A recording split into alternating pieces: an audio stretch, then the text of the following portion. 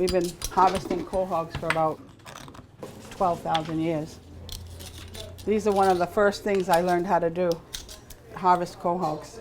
On a warm November morning, can I borrow your knife, TK? Chef Sherry Pocknett is making seafood chowder. So with quahogs, we used the shell for currency back in the 1600s, 1700s. We just utilize everything in what we do as far as harvesting from the earth. At her restaurant, Sly Fox Den, quahogs aren't the only thing on the menu. Use the pan for your scrambled eggs, okay? We make our own venison sausage. We have something called the Indigenous, and we put it on fry bread, or we can put it on corn cakes. You could use duck eggs, you could use quail eggs. Those are other different eggs that I'm trying to introduce to people. Beautiful. We do a duck hash. We do roasted rabbits. We do smoked salmon, smoked bluefish, all that kind of stuff. The menu is inspired by the flavors of a childhood lived close to the land. I grew up in the 60s. I'm the daughter to both Indigenous Wampanoag people, my mom and my dad. My dad was the chief of our tribe. He was amazing. He fought for our Aboriginal hunting and fishing rights. The Wampanoag Nation once included all of southeastern Massachusetts and eastern Rhode Island. They were the first Indigenous people that the Pilgrims met. Contact with Europeans led to disease and war that killed huge portions of the Wampanoag population and threatened their ways of life. But preserving those ancient traditions was something that Pocknett learned early on. I had, parents that wanted us to learn how to live by the season, how to, take care of ourselves. We would all pile in my dad's truck, probably in the back of the truck, with our dip nets, with our herring nets, and go to the river to see if there was herring in there. And if there were, saying, is the river black, means it's loaded. That means you can jump in the water and you can probably scoop up 2 herring in each hand. It's fun. That was like one of the highlights of our year. And at home, the catch of the day even made it into her toy oven. I was probably 6 or 7, and I got a Susie homemaker, and that was the best thing that anybody could ever give me. There would be quahogs in there. There would be, deer meat or rabbit.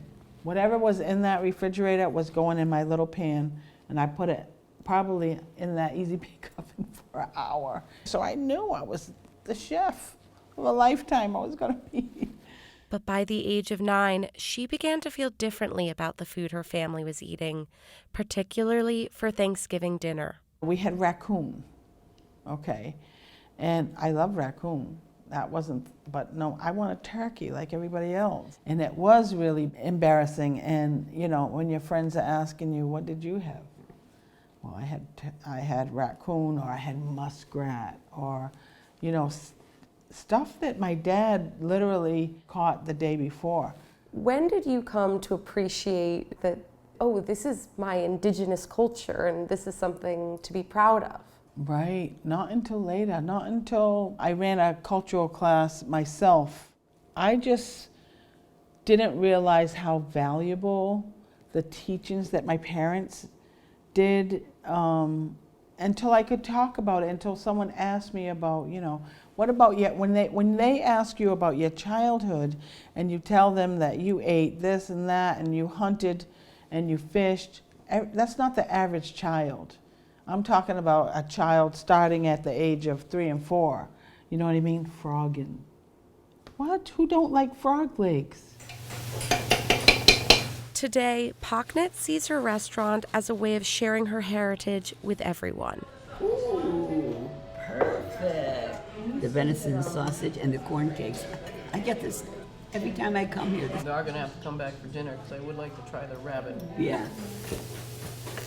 Many of her dishes have a story behind them. Just throw them in. It's going to create a flavor of its own. Like her 3 sisters' succotash. So 3 sisters are corn, squash, and beans. And they were a gift to us from the crow, the bird, kikonkya. That's how you say crow, kikonkya, in my language. Thank God we haven't lost our language. Losing a language is like losing a tribe. Another dish speaks to the history of colonization. Fry bread was originally a Navajo dish invented when they were forcibly relocated. The Indians were starving. They moved them off to a reservation where there's no water, there's no vegetation, and it was hard to survive. So they were starving, they were getting sick, so they needed food.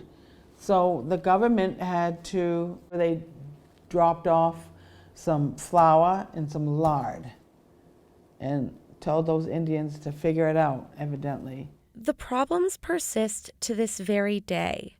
According to the Partnership with Native Americans, at least 60 reservations in the U.S. don't have enough to eat. The situation has helped spur a movement called food sovereignty. The idea is revive traditional ways of growing, foraging, and cooking food. Saving our old recipes and cooking the old way without colonizing our food. Like, we want to go back to, before Europeans got here, how we're eating. I'm trying to teach, my people all the different things that there were.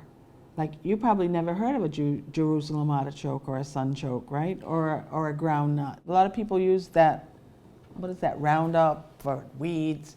Do you know those weeds are dandelion greens that they're getting rid of? That's food and medicine. Pocknett believes in using native plants and animals. Lots of good stuff out here.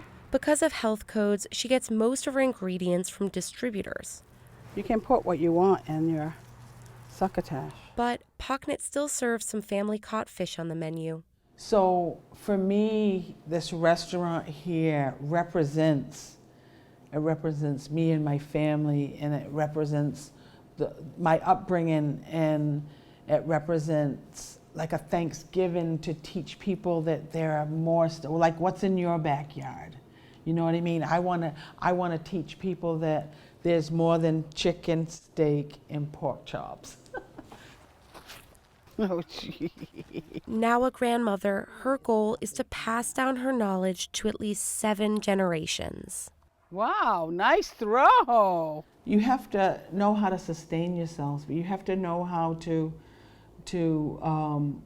teach your children. Those are all life ways that were passed down to us, through oral history, through oral traditions. Those are the things that your child is never going to forget. And he's going to be, or she's going to be happy to teach someone else.